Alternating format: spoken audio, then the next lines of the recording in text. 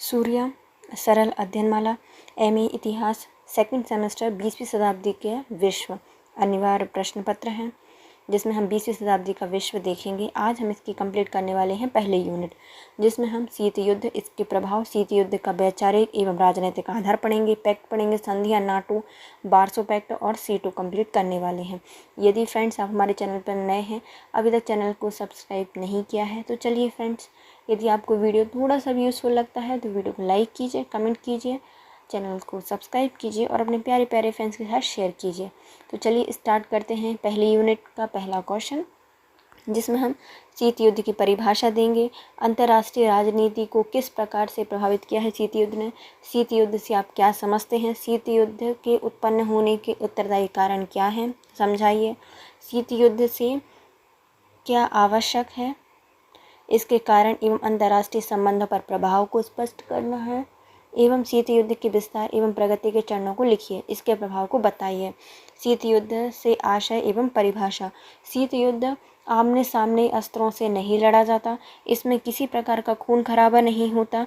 यह तो एक ऐसा युद्ध होता है जिसका रण क्षेत्र मानव मस्तिष्क है। यह विभिन्न देशों के संबंधों को घृणा एवं कटुता से भर देता है।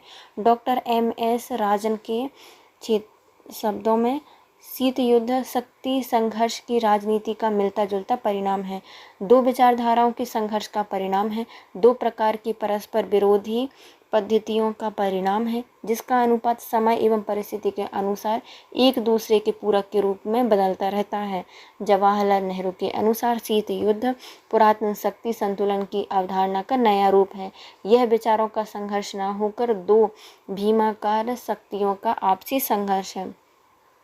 लुई हाले ने अपनी पुस्तक the cold war S history 1967 में लिखा है, शीत युद्ध परमाणु युग में एक ऐसी स्थिति है जो कि अस्त्र युद्ध से एकदम भिन्न किंतु इससे अधिक भयानक युद्ध है। यह एक ऐसा युद्ध होता है जिसमें अंतर्राष्ट्रीय समस्याओं का समाधान करने के स्थान पर उन्हें उलझा दिया जाता है। विश्व के सभी देश एवं समस्याएं, चाहे वह वियतनाम हो, चाहे कश्मीर हो या कोरिया, अरब इजराइल संघर्ष हो, सभी शीत युद्ध के मोहरों की तरह प्रयुक्त किए जाते रहे हैं। यह युद्ध का वातावरण है। शीत युद्ध वास्तविक युद्ध नहीं है। शीत युद्ध का क्षेत्र विश्वव्यापी है। विश्व के सभी क्षेत्र इससे किसी न किसी रूप से प्रभावित होते हैं, जैसे यूरोप, एशिया, लैटिन अमेरिका आदि। शीत युद्ध का प्रारंभ। द्वितीय विश्व युद्ध के बाद विश्व में दो महाशक्तियां अमेरिका एवं रूस बची। युद्ध समाप्ति के पूर्व ही मित्र देशों के मत भेद उजागर हो गए थे, अतः दुनिया पूर्व एवं पश्चिमी खेमे में बट गई थी। यह शीत युद्ध मुख्य रूप से अखबारों और अन्य प्रचार साधनों से लड़ा जाता है। शीत युद्ध शब्द का प्रयोग सर्वप्रथम अमेरिका के बर्नार्ड ने 16 अप्रैल 1946 में किया था। इस युद्ध के कारण क्या होते, जो ये युद्ध होता है, शीत युद्ध होता है, इसके कारण क्या है? पहले आते हैं शीत युद्ध के कारण में। पहला है क्रांति के समय सोवियत व्यवस्था का विरोध। जब क्रांति हुई थी उसके समय कई लोगों ने या कई देशों ने सोवियत व्यवस्था का विरोध किया था, ये पहला कारण था, जिसमें इंग्लैंड एवं फ्रांस आदि पश्चिमी देशों ने साम्यवादी व्यवस्था को कुचलने के लिए अपनी सेनाएं भेजी थीं।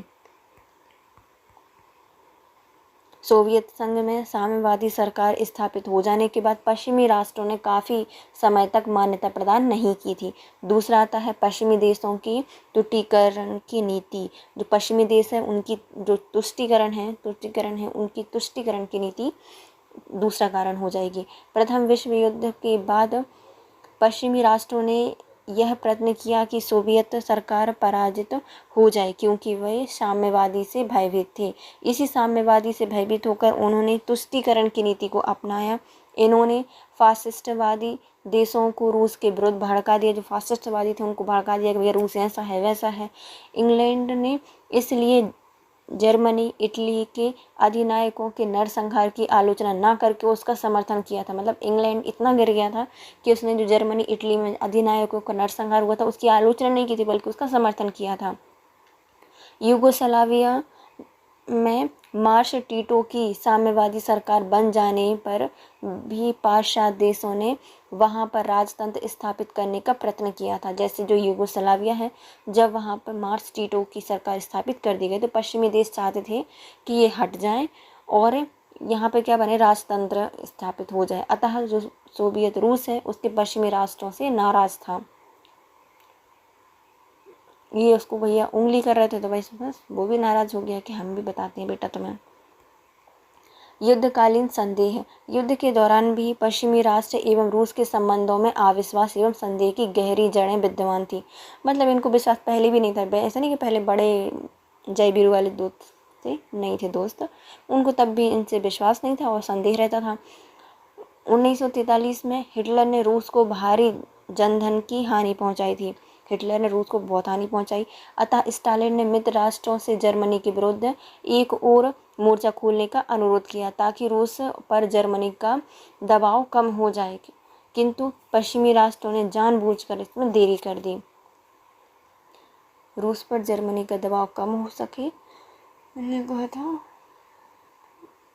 जो मित्र राष्ट्र थे उनसे जर्मनी के विरुद्ध में मोर्चा खोलने के लिए कहा था रूस ने, लेकिन उन्होंने नहीं बात सुनी, जो कि पश्चिमी राष्ट्र जानबूझ के कर रहे थे, देरी कर रहे थे इसमें। उपनिवेशों में राष्ट्रवादी आंदोलन। युद्ध के मध्य विभिन्न उपनिवेशों के निवासियों ने साम्राज्यवादी विदेशी सरकार के विरुद्ध राष्ट्रवादी आंदोलन छेड़ दिए थे। रूस को इस आंदोलन कार्यकर्ताओं से सहानुभूति थी, परंतु ब्रिटेन ने इन आंदोलनों को कुचलने में सक्रिय भूमिका निभाई थी। उपनिवेशों में राष्ट्रवादी आंदोलन, जो उपनिवेश थे उनमें भी राष्ट्रवादी आंदोलन हो रहे थे, वो भी राष्ट्रवादी आंदोलन को छेड़ दिया था बहुत सारी विदेशी सरकारों के विरुद्ध में। बस ये हो गया। अणुबम के रहस्य को गुप्त रखना। अमेरिका ने अणुबम का निर्माण कर लिया था, जो कि गिराया था जापान के ऊपर, है ना, तथा इस तथ्य से ब्रिटेन को तो अवगत कराया था, लेकिन रूस को किसी भी प्रकार की कोई जानकारी नहीं थी। इसी प्रकार जापान के हिरोशिमा नागासाकी शहरों पर अणुबम गिराने के पूर्व अमेरिका ने इंग्लैंड से तो परामर्श किया था, किंतु रूस से इसकी किसी भी प्रकार की बातचीत विचार विमर्श नहीं हुआ था। अणुबम के प्रयोग से रूस भयभीत हो गया था, भैया जापान पे गिरा दिया, ऐसा ना हो किस पे भी गिरा दिया। इससे अमेरिका पर विश्वासघात का आरोप लगाया था कि भैया तुमने सबसे बात की, हमसे नहीं की, ऐसा नहीं, तुम चाहते थे कि हमारे ऊपर भी गिरे बम, इसलिए तुमने पता नहीं, विश्वासघात का आरोप लगाया था। इटली का प्रश्न। अमेरिका, इंग्लैंड, इटली में यथास्थिति बनाए रखना चाहते थे। इसके लिए मुसोलिनी के पुलिस एवं फाशीवादी तत्वों में सहायता लेना चाहते थे। उसकी इसी नीति से रूस सहमत नहीं था। भाई जो इंग्लैंड था, अमेरिका थे, जो इटली है उसको सपोर्ट कर रही थी। वहाँ पर जो मुसोलिनी की सरकार थी, फाशीवादी तत्व थी, उनको सहयोग कर रही थी, पुलिस को सहयोग कर रही थी, लेकिन रूस ऐसा नहीं चाहता था। अन्य देशों में साम्यवादी सरकारों को सहयोग। युद्ध के दौरान जो पश्चिमी राष्ट्र थे, सोवियत संघ था, इनके बीच में यह समझौता हो गया था कि जो पूर्वी यूरोपीय देश हैं इसमें प्रजातांत्रिक सरकारों की स्थापना की जाएगी। लेकिन सोवियत संघ ने इस समझौते का उल्लंघन करके हंगरी, बुल्गारिया, पोलैंड आदि देशों में साम्यवाद की पृष्ठपोषक सरकारों को वहाँ पे स्थापित कर दिया था। जब युद्ध हुआ, समझौते हुए थे, तब इन्होंने बोला था कि पूर्वी यूरोप है, वहाँ पर हम क्या करेंगे, उनको स्वतंत्र रखेंगे, प्रजातांत्रिक सरकार होगी। लेकिन रूस ऐसा नहीं चाहता था और इसने साम्यवादी सरकार वहाँ पर स्थापित कर दी। कहाँ पर? हंगरी, बुल्गारिया और पोलैंड में। सोवियत विरोधी प्रचार। युद्ध के दौरान ब्रिटिश सरकार ने लगातार सोवियत विरोधी साहित्य का प्रचार किया था। उदाहरण के लिए अमेरिका समाचार पत्रों में छपता था, साम्यवादी प्रसार से ईसाई सभ्यता के डूबने का खतरा, सोवियत संघ विश्व का एकमात्र आक्रामक देश आदि के जवाब से रूस ने भी कड़ा रुख अपनाया और अमेरिका के विरुद्ध आक्रामक रुख अपनाया था। मतलब रूस की ने बुराई की थी। फिर आते हैं बर्लिन का घेरा। रूस ने लंदन प्रोटोकॉल, जो कि 1948 है, उसका उल्लंघन करते हुए पश्चिमी समर्थक जर्मनी की नाकेबंदी कर दी थी। अतः पश्चिमी देशों ने रूस के नाकेबंदी की शिकायत सुरक्षा परिषद से की थी, लेकिन रूस किसकी सुनने वाला था, नहीं सुनी इसने। फिर आता है तुर्की, यूनान में सोवियत दबाव। युद्ध के पश्चात सोवियत संघ तुर्की पर दबाव डालकर उसकी कुछ भूमि एवं बास्फोरस के जो सैनिक अड्डे हैं बनाने की मांग कर रहा था। यूनान के उत्तरी पूर्वी एवं दक्षिण पूर्वी यूरोप के अधिकांश भाग पर सोवियत संघ ने जर्मनी के आत्मसमर्पण के पूर्व ही अधिकार कर लिया था। जब जर्मनी ने आत्मसमर्पण नहीं किया तो उसके पहले ही अधिकार कर लिए थे, इसलिए तुर्की से मांग रहा था ये। रूस की कतिपय संदिग्ध क्रियाएं। सोवियत संघ की जापान के विरुद्ध युद्ध में भाग लेने की हिचकिचाहट एवं मित्र राष्ट्रों को साइबेरिया में अड्डे की सुरक्षा देने में आनाकानी करने से पश्चिमी राष्ट्रों को सांकेतिक कर दिया था। इधर स्टालिन ने राष्ट्रपति रूजवेल्ट को एक पत्र लिखा जिसमें यह संदेह व्यक्त किया था कि अमेरिका एवं इंग्लैंड जापान को हड़प जाना चाहते हैं। फिर आते हैं शीत युद्ध के विस्तार एवं प्रगति के चरण। शीत युद्ध प्रगति एवं विस्तार का अध्ययन हम निम्न भागों में कर सकते हैं। पहला आता है प्रथम युद्ध 1945 से 1950। यूरोपीय देश साम्यवादी सिद्धांतों से पहले ही शंकित थे। जब रूस ने पोलैंड में अस्थायी सरकार की स्थापना के निर्णय ठुकराकर जो उसकी उपस्थिति में आल्टा सम्मेलन 1945 में किया गया था, संपूर्ण पोलैंड पर अधिकार कर लिया और राष्ट्रीयता एवं लोकतंत्र का दमन कर दिया। इसी प्रकार चर्चिल से स्टालिन ने समझौता तोड़ दिया और संपूर्ण बाल्कन राज्य पर कब्जा कर लिया। द्वितीय विश्व युद्ध के काल में इंग्लैंड और अमेरिका ने ईरान से सेना वापस बुलाई, परंतु रूस ने अपनी सेनाएं वापस नहीं बुलाई और मना कर दिया बुलाने से। तुर्की में सुविधाएं प्राप्त करने के लिए यूनान में विरोध करवा दिया था। इन कार्रवाइयों को देखते हुए 1947 में ट्रूमैन ने तुर्की यूनान की सरकारों को आर्थिक सहायता देने की घोषणा की थी। किसने की? ट्रूमैन ने तुर्की और यूनान को आर्थिक सहायता देने की घोषणा की थी। इसके उत्तर में रूस ने 1947 में कार्मिक फर्म एवं मोलोटोव योजना बनाई और साम्यवादी देशों की आर्थिक सहयोग परिषद की स्थापना की। जो साम्यवादी देश थे उनके लिए आर्थिक सहयोग परिषद बना दिया। 1948 में चेकोस्लोवाकिया में साम्यवादी सरकार की स्थापना हो गई। जब अमेरिका, ब्रिटेन, फ्रांस ने अपनी जर्मनी को त्रिक्षेत्र बनाया तो रूस ने विरोध किया और बर्लिन की घेराबंदी की। जर्मनी लोकतांत्रिक गणराज्य की स्थापना की। इस प्रकार त्रिशक्तियों से नियंत्रित जर्मन संघीय गणराज्य बन गया।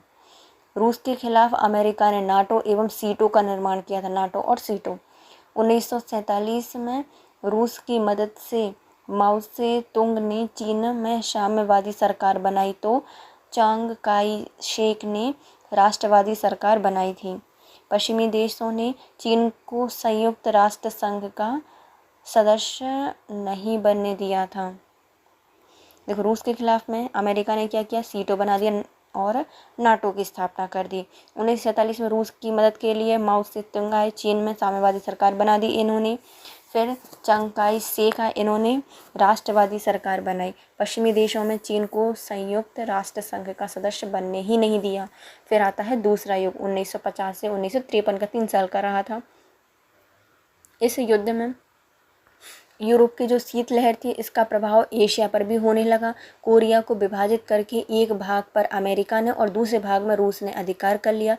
दोनों ने अपने अपने अधिकृत प्रदेश में अपनी समर्थित सरकारें बनाई। रूस की प्रेरणा से 1950 में उत्तरी कोरिया ने दक्षिण कोरिया पर आक्रमण कर दिया। इसमें खूब शीत युद्ध हुआ था और प्रत्यक्ष युद्ध का विराम 1953 में लगा था। मतलब दोनों उत्तर कोरिया दक्षिण कोरिया में बीच में लड़ाई करने वाले कौन? अमेरिका और रूस। फिर आता है तीसरा युग जो कि 1953 से 1959 तक चला था। रूस के आंतरिक संघर्षों में 1958 में खुश्चेव सफलता पाकर प्रधानमंत्री बने थे। इन्होंने स्टालिन नीति को छोड़ने की घोषणा की और विश्व शांति और निशस्त्रीकरण एवं शीत युद्ध की समाप्ति में विश्वास व्यक्त किया। यद्यपि हिंद, चीन के वियतनाम पर रूस एवं यूरोपीय देशों में शीत युद्ध चल रहा था, परंतु 1954 में जिनेवा सम्मेलन में समझौता हो गया और वियतनाम जो कि उत्तर दक्षिण में विभाजित हो गया। लाओस तथा कंबोडिया को स्वतंत्र कर दिया गया, परंतु 1954 में अमेरिका ने साम्यवाद विरोधी सीटों बना दिया। 1954 में सन 1955 से 1958 तक पश्चिमी देशों ने इस विरोधी बगदाद पैक्ट एवं सेंटो तथा रूस ने वारसा पैक्ट की स्थापना की। 1955 में रूस ने पश्चिमी जर्मनी की सरकार को मान्यता प्रदान कर दी। 1956 में ही सुएज नहर के राष्ट्रीयकरण के प्रश्न पर ब्रिटेन एवं फ्रांस का समर्थन नहीं किया। इससे शीत युद्ध कम हुआ, परंतु 1957 के आइजनहावर सिद्धांत से शीत युद्ध उग्र हो गया। लेकिन 1958 में बर्लिन संकट के हल को जानने के कारण शीत युद्ध बहुत कम हो गया था।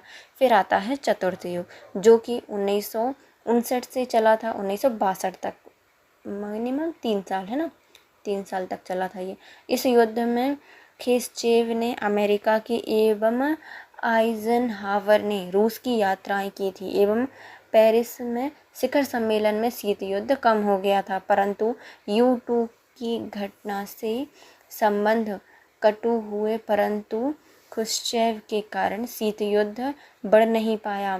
कैनेडी और ख्रुश्चेव ने जो शीत युद्ध था उसको कम करने का पर्याप्त प्रयत्न किया, लेकिन 1962 में क्यूबा संकट भी टल गया। इन्हें प्रयास किया ना शीत युद्ध को कम करने के लिए, इसलिए क्यूबा संकट टल गया, वरना इनको भी डुबा लेके चला जाता। फिर आता है पांचवा युग, जो कि 1962 से 1972 10 साल तक चला है। इस युद्ध में शीत युद्ध का पतन प्रारंभ हो गया था।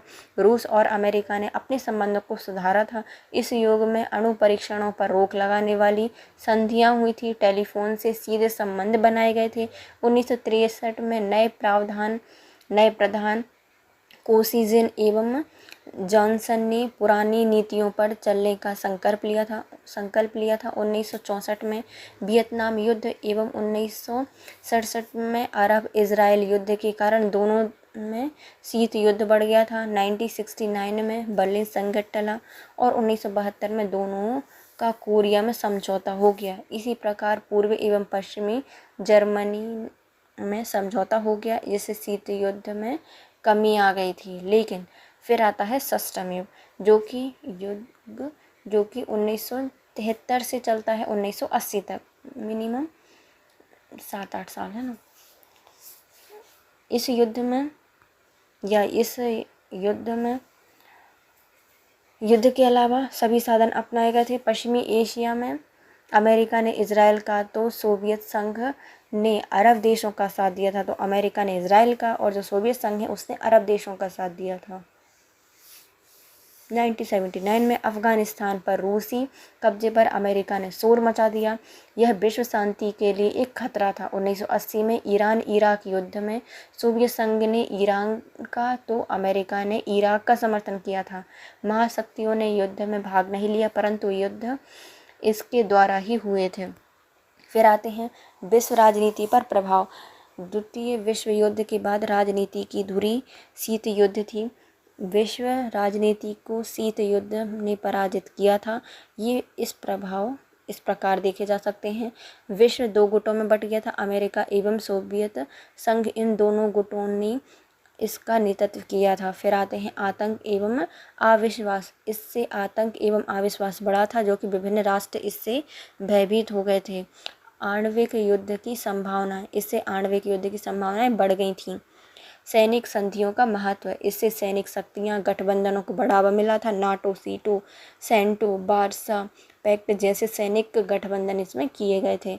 सैनिक दृष्टिकोण का पोषण, तो जो शीत युद्ध था इसके कारण जो सैनिक दृष्टिकोण था वो बढ़ गया था। संयुक्त राष्ट्र संघ पंगु बन गया था। शीत युद्ध के कारण जो संयुक्त राष्ट्र है वह पंगु बन गया था। सुरक्षा परिषद को लकवा लग गया था। मानवीय कल्याण कार्यों की उपेक्षा की गई थी। मानवीय कार्यों का स्वरूप गौण होने लगा था।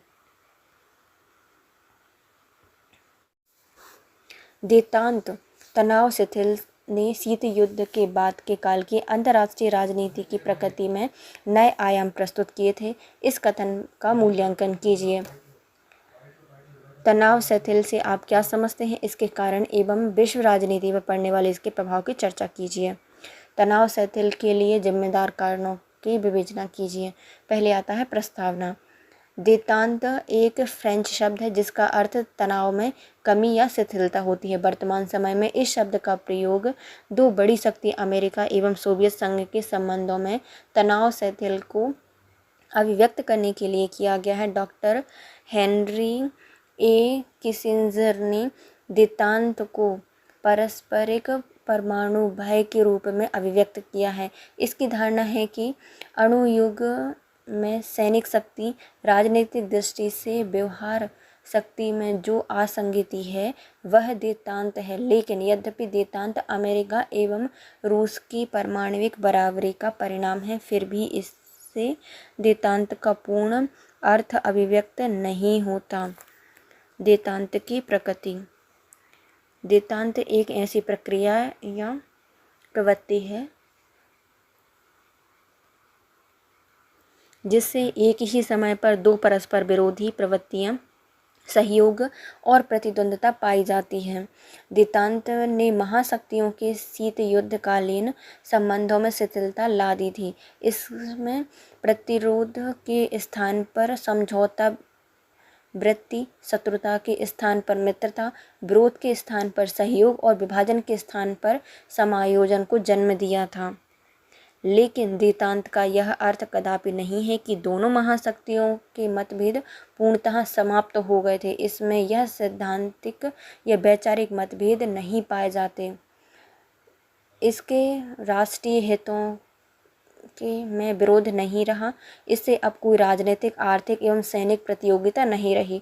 दोनों महाशक्तियों में देतांत काल में भी ये सब भेद, विरोध, प्रतियोगिताएं विद्यमान रहीं। देतांत किसी निश्चित विश्व व्याख्या का भी द्योतक नहीं है। शीत युद्ध एवं देतांत में अंतर केवल इतना है कि शीत युद्ध के काल में महाशक्तियों में जो शक्ति संघर्ष या प्रतिद्वंद्विता स्पष्ट एवं उग्र थी, वह देतांत काल में गुप्त, सहज एवं सतर्क रही। देतांत व्यवहार के उत्तरदायी तत्व बताइए।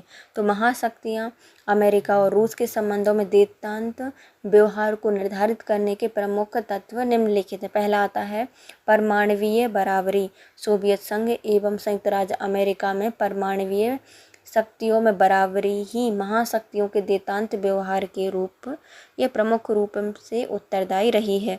द्वितीय विश्व युद्ध के बाद के कुछ वर्षों में परमाणु शक्ति पर अमेरिका का एकाधिकार था, लेकिन सोवियत संघ ने पहले तो अमेरिका का यह अधिकार समाप्त किया और धीरे धीरे वह अधिकार की या अमेरिका की बराबरी पर आ गया। इस प्रकार दोनों महाशक्तियां परमाणु अस्त्रों में लगभग बराबर हो गई थीं।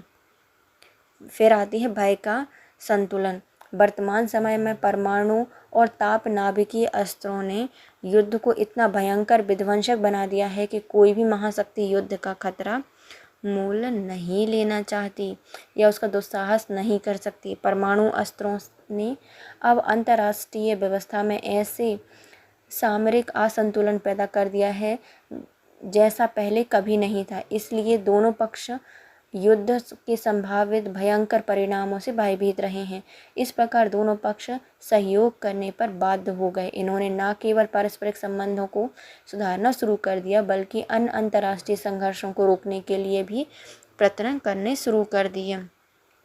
पूर्वी एवं पश्चिमी यूरोप में सहयोग की प्रवृत्ति। देतांत के उदय का एक कारण यह भी था कि जो पश्चिमी एवं पूर्वी यूरोप है, इसके मध्य पहले जैसा लोहे का पर्दा नहीं रहा था।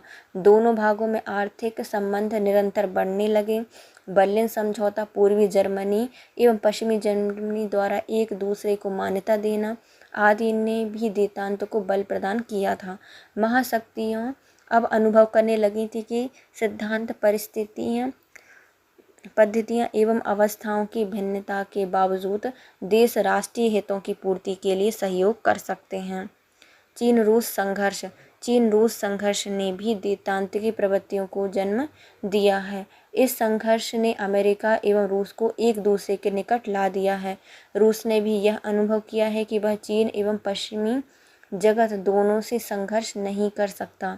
रूस ने यह अनुभव किया कि चीन एवं अमेरिका से सुलझते हुए संबंधों की संदर्भ में उसका हित इसी में है कि वह अमेरिका से अपने संबंध सुधारे। फिर आता है सैन्य शक्ति की विफलता। दोनों महाशक्तियां, विशेषकर अमेरिका ने यह अनुभव किया कि सैनिक शक्ति के बल में स्थायी सफलता प्राप्त नहीं की जा सकती। वियतनाम में अमेरिका को यही अनुभव हुआ कि सोवियत संघ का भी पूर्वी यूरोप में देशों पर अब तक का वर्चस्व नहीं रहा, जैसा इस शताब्दी के 5वें या 6ठे दशक में था। पूर्वी यूरोप के राष्ट्र दूसरे देशों के साथ राष्ट्रीय हितों के आधार पर खुले तौर पर समझौते कर रहे थे। फिर आती हैं शांतिपूर्ण सह अस्तित्व सिद्धांतों को स्वीकृति। स्टालिन की मृत्यु के बाद सोवियत संघ ने शांतिपूर्ण सह अस्तित्व के सिद्धांत को स्वीकार करके पश्चिमी जगत को यह विश्वास दिलाने का प्रयास किया कि पद्धतियाँ, सिद्धांत एवं व्यवस्थाओं में भिन्नताओं के बावजूद दोनों महाशक्तियाँ पारस्परिक सहयोग कर रही हैं या कर सकती हैं। प्रारंभ में अमेरिका ने रूस पर विश्वास नहीं किया, लेकिन धीरे धीरे अमेरिका को यह विश्वास हो गया कि रूस वास्तव में शांतिपूर्ण सह-अस्तित्व का समर्थक हो गया है। गुटनिरपेक्ष राष्ट्रों की भूमिका। देशांतर की प्रवृत्ति में विकास के लिए असंलग्न राष्ट्रों की भूमिका भी महत्वपूर्ण रही है। संयुक्त राष्ट्र संघ एवं उसके बाहर संलग्न राष्ट्रों ने खुले तौर पर एवं निष्पक्ष होकर दोनों महाशक्तियों की गलत एवं तनाव बढ़ाने वाली नीतियाँ एवं कार्यों की आलोचना की। धीरे धीरे गुटनिरपेक्ष राष्ट्रों की संख्या इतनी हो गई कि दोनों महाशक्तियाँ उनकी उपेक्षा नहीं कर सकी थीं। ऐसी स्थितियों में सोवियत संघ एवं अमेरिका में अनुभव किया गया कि पारस्परिक सहयोग ही लाभदायक है। देशांत की उपलब्धि एवं महत्व। अंतर्राष्ट्रीय राजनीति पर देशांत व्यवहार के प्रभाव। अंतर्राष्ट्रीय राजनीति पर देशांत व्यवहार के प्रभाव ही देशांत के लाभ एवं उनकी उपलब्धियां हैं, जो कि अग्रलिखित हैं। तृतीय महायुद्ध के खतरे से मुक्ति। देशांत कम से कम निकट भविष्य में तो तृतीय विश्व युद्ध के खतरे से मुक्ति दिलाई दी एवं महाशक्ति अब भली भांति समझ गई थी कि तृतीय महायुद्ध में वे ही नहीं वरन समस्त विश्व पूर्णतः नष्ट हो जाएगा। फिर आता है शांतिपूर्ण सह अस्तित्व में विश्वास। देशांत ने शीत युद्धकालीन शत्रुता, घृणा एवं वैमनस्य के वातावरण को समाप्त कर दिया था और महाशक्ति सैद्धांतिक पद्धति एवं व्यवस्थाओं के प्रचार एवं प्रसार के लिए आतुर नहीं थी। इस प्रकार अब दोनों पक्षों ने शांतिपूर्ण सह अस्तित्व के सिद्धांत को स्वीकार किया था। समायोजन प्रवृत्ति। देशांत के परिणाम स्वरूप अब महाशक्तियाँ सूझबूझ समायोजन समझौता वृत्ति से एक दूसरे से व्यवहार करती थीं। वे किसी संगठन को अनावश्यक रूप से उलझाना नहीं चाहती थीं, विस्फोटक स्थिति को नियंत्रित करने का प्रयास करती थीं और सीधे संघर्ष में उलझने के बजाय द्विपक्षीय वार्ता एवं समझौता का सहारा लेती थीं। फिर आती है शालीन व्यवहार। देशांत के पहले दोनों पक्ष एक दूसरे को घृणायुक्त एवं अशालीन नामों से संबोधित करते थे, अश्लील नामों से संबोधित करते थे, एक दूसरे के विरुद्ध जहरीले विषैले प्रचार प्रसार करते थे। देशांत के परिणाम स्वरूप अब ये सब व्यवहार करने लगे थे, पारस्परिक व्यवहार में परंपरागत मर्यादाओं का पालन करने लगे थे। शालीन व्यवहार बढ़ गया। परमाणु अस्त्रों पर नियंत्रण। देशांत ने न केवल परमाणु अस्त्रों पर नियंत्रण लगाने का प्रयास किया था, वरन परमाणु अस्त्र संपन्न राष्ट्रों की संख्या में वृद्धि पर भी रोक लगाने का प्रयास किया था। 1963 की सीमित परमाणु निरीक्षण प्रतिबंध संधि, 1968 की परमाणु अस्त्र प्रसार संधि, 1973 की परमाणु आयुध परिसीमन समझौता, साल्ट वार्ताएं आदि परमाणु अस्त्रों पर नियंत्रण एवं रोक के महत्वपूर्ण उदाहरण हैं। कौन कौन सी? तो पहले आती हैं 1963 की सीमित परमाणु परीक्षण प्रतिबंध संधि। फिर आती है 1968 की परमाणु अस्त्र प्रसार संधि, 1963 की परमाणु आयुध परिसीमन समझौता। संयुक्त राष्ट्र संघ की कार्यवाही सहज हो जाना। युद्ध के दिनों में संयुक्त राष्ट्र संघ दोनों महाशक्तियों के संघर्ष का अखाड़ा बन गया था या बना हुआ था। उस समय दोनों महाशक्तियों ने सुरक्षा परिषद महासभा की दो विरोधी भागों में विभक्त हो गई थी या विभक्त करके रखा था। देतांत के कारण अब संयुक्त राष्ट्र संघ महाशक्तियों के आरोप प्रत्यारोप एवं वाक्य युद्ध का स्थल नहीं रह गया था। 1989 से 1990 तक में कुवैत को इराक से मुक्त कराने के संबंध में दोनों महाशक्तियों में जो गजब की सहमति देखने को मिली थी वह भी देतांत व्यवहार का ही परिणाम थी। फिर आती है विश्व शांति में सहायक। देतांत ने अंतर्राष्ट्रीय तनाव को कम करके विश्व शांति का मार्ग प्रशस्त कर दिया था। जितनी मात्रा में महाशक्तियों में मैत्री होगा उतनी मात्रा में विश्व शांति सुरक्षा सुनिश्चित होगी। यह विश्व के सभी राष्ट्रीय एवं अंतर्राष्ट्रीय संगठनों के लिए हितकर था। निष्कर्ष रूस और अमेरिका के सुधरते हुए संबंधों ने अंतर्राष्ट्रीय तनाव में कमी लाकर विश्व शांति का मार्ग प्रशस्त कर दिया था। चीन ने दोनों महाशक्तियों के सुधरते हुए संबंधों की कड़ी आलोचना की थी, लेकिन अब यह स्वयं अमेरिका से अपने संबंध सुधार रहा था। चीन का देतांत के प्रति विरोधी दृष्टिकोण का मूल कारण यह था कि वह अब रूस को शत्रु नंबर 1 समझता था। नंबर 1 समझता था। अब अंतर्राष्ट्रीय तनाव रूस एवं चीन की शत्रुता के कारण हो रहे थे। जैसे चीन ने गार्चोव द्वारा प्रचारित ग्लासनोस्त एवं पेस्तेका के विचार की आलोचना की, इसके प्रभाव स्वरूप पूर्वी यूरोप में अभी लोकतांत्रिक लहर की भी आलोचना की एवं अपने यहाँ चीनी छात्रों द्वारा लोकतंत्र की स्थापना हेतु ध्यानमचेन पर किया और आंदोलन को बेदर्दी से नरसंहार करके दबा दिया। परंतु रूस एवं अमेरिका के तनाव शिथिल ने विश्व की दो महाशक्तियों को निकट लाकर तृतीय विश्व युद्ध की आशंका को समाप्त कर दिया एवं सोवियत संघ के बिखराव से अब वह महाशक्ति की भूमिका निभाने में भी समर्थ नहीं रहा था। फिर आते हैं शीत युद्ध की शिथिलता काल की संधियों का वर्णन कीजिए। शीत युद्ध की शिथिलता काल की संधियां 1962 के बाद शीत युद्ध में शिथिलता आने लगी थी।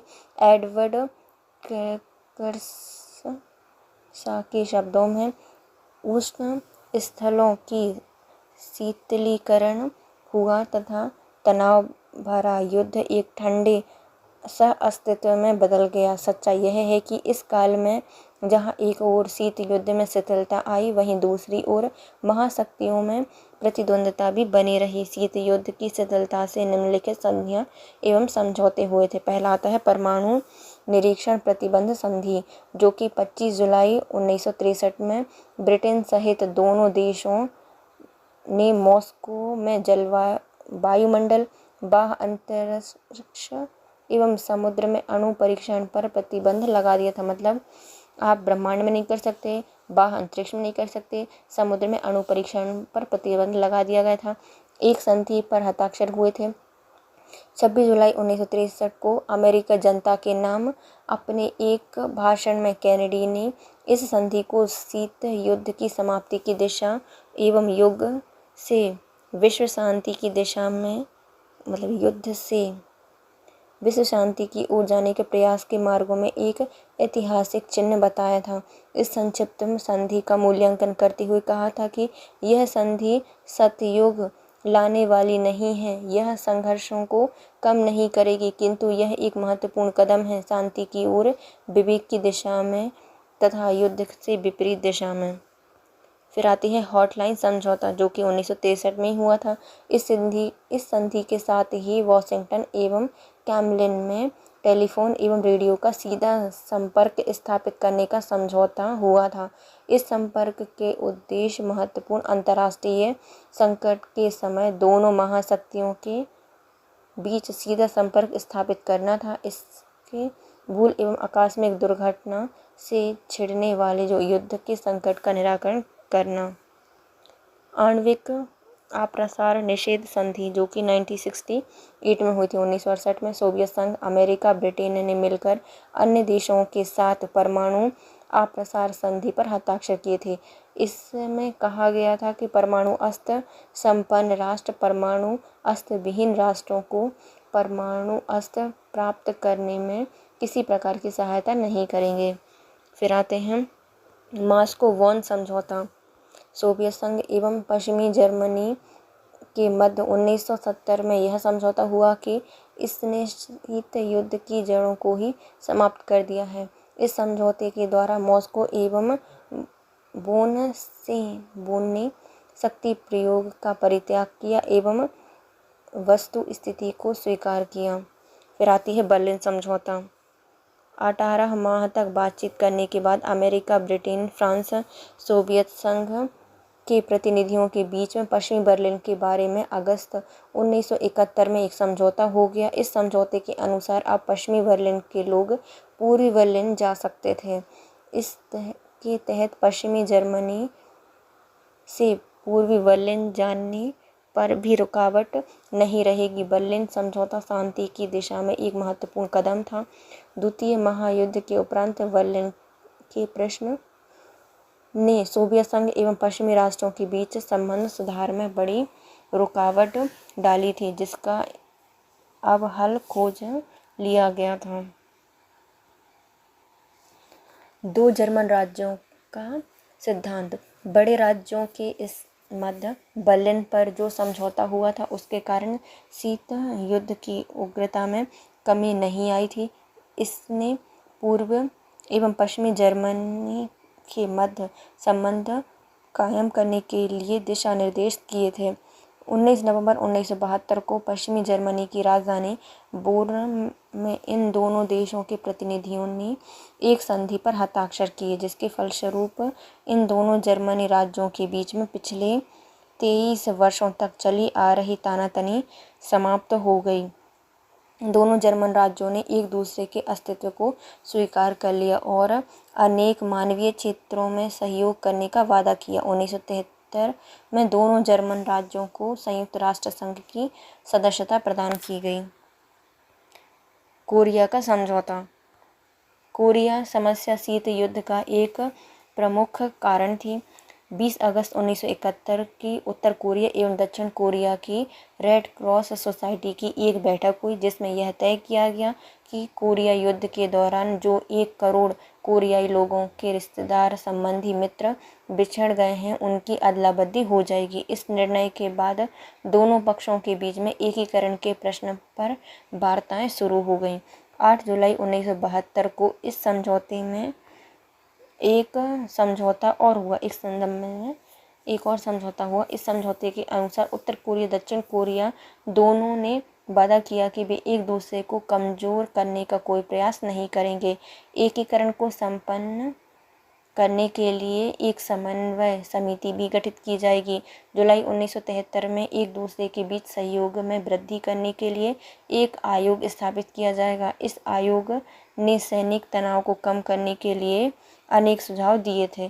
फिर आता है यूरोपीय सुरक्षा सम्मेलन, जो कि 3 से 6 जुलाई 1973 को फिनलैंड की राजधानी हेलसिंकी में यूरोपीय सुरक्षा सम्मेलन आयोजित किया गया। इस सम्मेलन में यूरोप के 35 राज्य के विदेश मंत्रियों ने भाग लिया था। यूरोप राज्य के इस सुरक्षा सम्मेलन का उद्देश्य अंतर्राष्ट्रीय तनाव को समाप्त करके शीत युद्ध का अंत करना एवं सुरक्षा की नई भावना पैदा करना था। द्वितीय यूरोपीय सुरक्षा सम्मेलन नवंबर 1974 की व्लादिवोस्तोक शिखर सम्मेलन अमेरिका एवं सोवियत संघ द्वारा तनाव कम करने के ही प्रयत्नों का परिणाम थी। व्लादिवोस्तोक में राष्ट्रपति फोर्ड एवं सोवियत नेता ब्रेज़नेव की यह मुलाकात एवं उसमें सामरिक अस्त्र परिसीमन समझौते की रूपरेखा तैयार करना शीत युद्ध को समाप्त करने की दिशा में एक महत्वपूर्ण कदम था। तृतीय यूरोपीय सहयोग एवं सुरक्षा सम्मेलन बेलग्रेड में जून 1977 में हुआ था। सम्मेलन में लगभग 50 यूरोपीय देशों ने भाग लिया था। सम्मेलन में पूर्व एवं पश्चिम के बीच सुरक्षा एवं सद्भाव स्थापित करने के लिए यूरोपीय सहयोग की और दृढ़ बनाने के प्रश्न में विचार हुआ था। यूरोपीय सुरक्षा व्यवस्था को मजबूत करने के लिए भी अनेक सुझाव दिए गए थे। फिर आता है शीत युद्ध के अंत का समाज एवं राजनीति पर क्या प्रभाव पड़ा, वर्णन कीजिए। शीत युद्ध के अंत का समाज एवं राजनीति पर प्रभाव।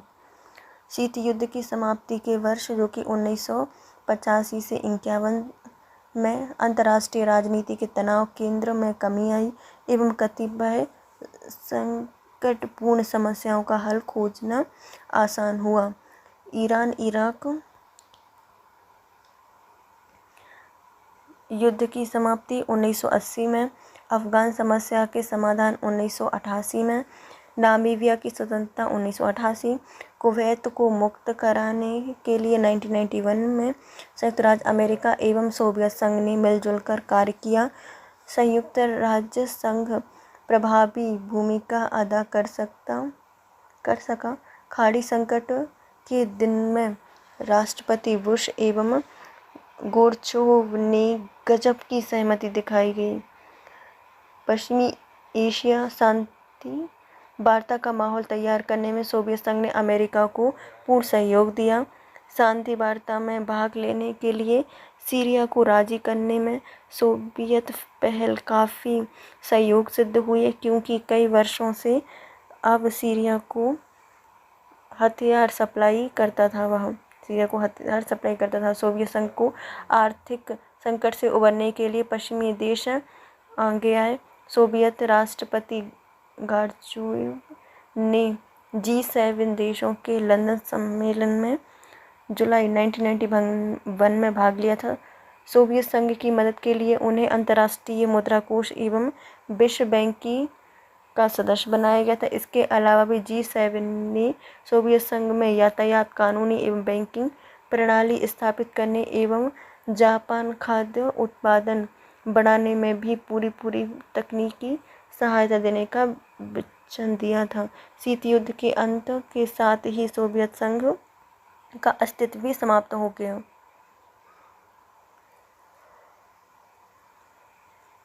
दिसंबर 1991 को सोवियत संघ की सुप्रीम सोवियत ने अपने अंतिम अधिवेशन में सोवियत संघ को समाप्त किए जाने का प्रस्ताव पारित कर दिया और स्वयं के भंग होने की घोषणा कर दी। इसके साथ ही 70 वर्ष पुराने सोवियत संघ का अंत हो गया। श्री गोर्बाचोव ने तथाकथित परमाणु बटन एवं ब्रीफकेस रूसी नेता बोरिस येल्त्सिन को सौंप दिए थे। विश्व के अनेक नेताओं ने गोर्बाचोव की ऐतिहासिक दृष्टि एवं अपने देश में उदारवादी एवं लोकतांत्रिक नीति अपनाने के वास्ते काफ़ी सराहना की थी। गोर्बाचोव द्वारा सत्ता का अंतिम हस्तांतरण जिस शांतिपूर्ण ढंग से किया गया, उसके समूचे विश्व ने प्रशंसा की। विशेषकर एक ऐसे देश में जहां अतीत में सत्ता हस्तांतरण राजनीति, दांवपेच एवं सशस्त्र सैनिकों के माध्यम से हुआ। वर्तमान एवं भावी इतिहासकार यह कलमबद्ध करेंगे कि मिखाइल गोर्बाचोव ने एक जटिल व्यवस्था में न केवल लोकतांत्रिक सुधार शुरू किया, बल्कि वे अपने देश में लोकतंत्र के उद्देश्य के लिए राजनीतिक शहीद भी हो गए। अंतर्राष्ट्रीय रूप से श्री गोर्बाचोव की पूर्व यूरोप में स्वतंत्रता का मसीहा, जर्मनी के एकीकरण का नायक स्वीकार किया गया। इन्हें शीत युद्ध की समाप्ति, परमाणु अस्त्रों को समाप्त करने के उपाय शुरू करने का श्रेय दिया जाता है। अंतर्राष्ट्रीय राजनीति के कतिपय विश्लेषण का मत है कि सोवियत संघ के पतन के बाद एक ध्रुवीय विश्व के रहते विश्वव्यापी समस्याओं के समाधान के उपाय सीमित हो जाएंगे। इस तरह गुटनिरपेक्ष देश एवं विकासशील देशों की ज़रूरत एवं हितों की भी उपेक्षा होगी। इसके साथ वीडियो होता है कंप्लीट गाइस। नेक्स्ट वीडियो में हम पढ़ेंगे सेकंड